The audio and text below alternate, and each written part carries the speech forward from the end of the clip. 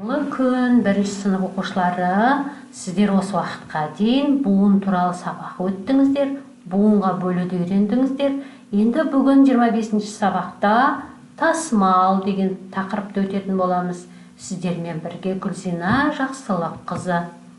Осы сабақтан сіздер не білесіздер? Тасмалдың не екенін білетін боласыздар, және сөзді тасмалдауды үйренетін боласыздар. Және мынадай лайк жинап, қоржындарыңыз толтыратын боласыздар. Ал іске сәт. Оқулықтың бірінші жаттығуында берілген бесік жырын мұқият тыңдаңыздар. Айналайын шырағым, көлге біткен құрағым, жағамдағы құндызым, аспандағы жұлдызым, әлдей балам, әлдей ай, айналайын баламай, айналсын сенен анаң ай деген ауыз әдебиетінен алынған бесік жыры. Сіздердің аналарыңыз бен әжелеріңіз бесік жырын сіздерге айтқан шығар, сіздер оны тыңдап жүрсіздер, солай ма? Өлең неліктен бесік жыры деп аталып тұр? Өз ойларыңызды осы сұрақ төңірегінде айтып, бір-бірлеріңізге пікір білдіріңіздер. Өлеңде ана баласын нелерге теңеп отыр? Қараңыздаршы. Сіздерді де аналарыңыз үйде әртүрлі теңеулермен шақырады, солай ма? Шырағым, құндызым, жұлдызым, айналайын, алтыным, балапаным деген түрлі теңеулерді айтады аналарыңыз, солай ма? Сондай теңеулерді өлеңнің ішінен тауып көріңіздерші, бір-бірлеріңізге айтып беріңіздер. Және мына сілтеме арқылы тағы да бір бесік жырын тыңдасаңыздар болады.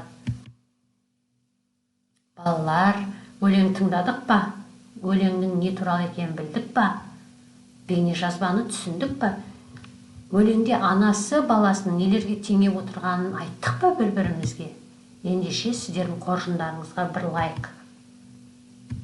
Енді мұқият мына бір бейне жазбаны қарап шығыңыздар. Сосын ережені түсініңіздер.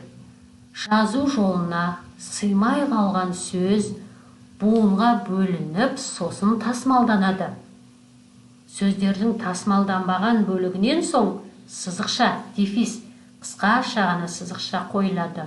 Мысалы, ұс, таз, дәрігер, немесе дәрігер.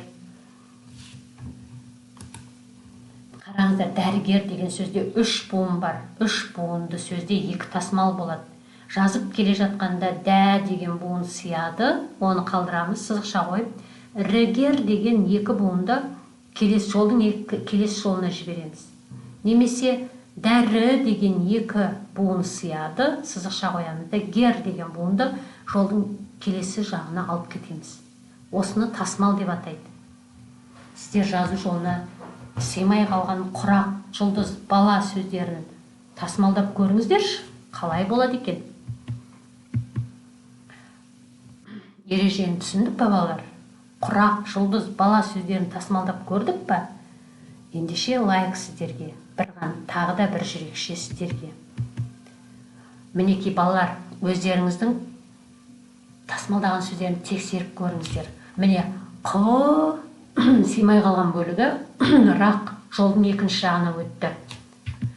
Жол, сызықша қойдық та, сыймай қалған бөлігін буынға бөліп тасмалдадық. Жұлдыз, сосын бала. Сіздерде де осылай болды ма? Демеше, ендеше лайк сіздердікі. Ал енді дәптерімізді ашып, с әрпін көркем жазамыз. Жазу кезінде бейне жазбаны кідіріске қоямыз. Сосын екінші жаттығуға қараңыздар. Сөздерді тасмалдау белгісін қойып көшіріп жаз дейді. Құрақтар, немесе құрақтар, құндыз, бір ғана тасмал.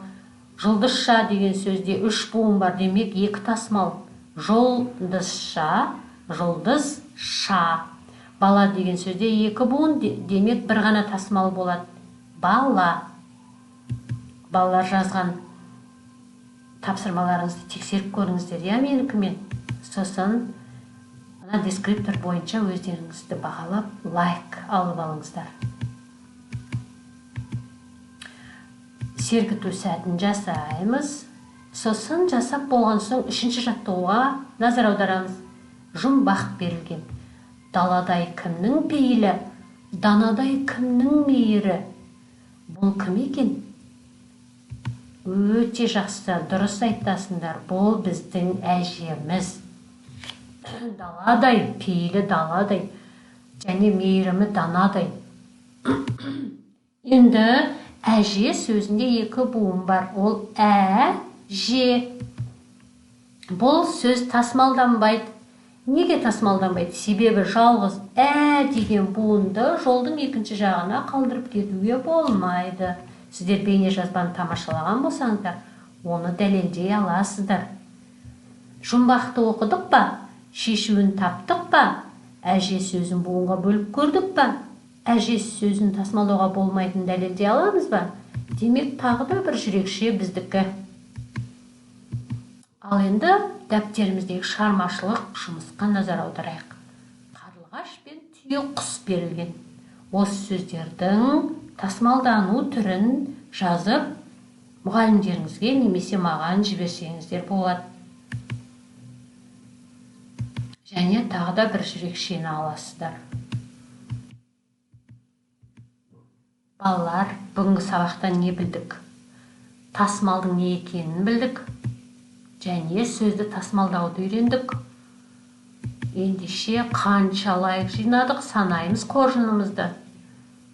Жинаған лайктарымызды маған немесе мұғалімдеріңізге жолдаймыз. Келесі сабақта кездескенше сау болыңдар.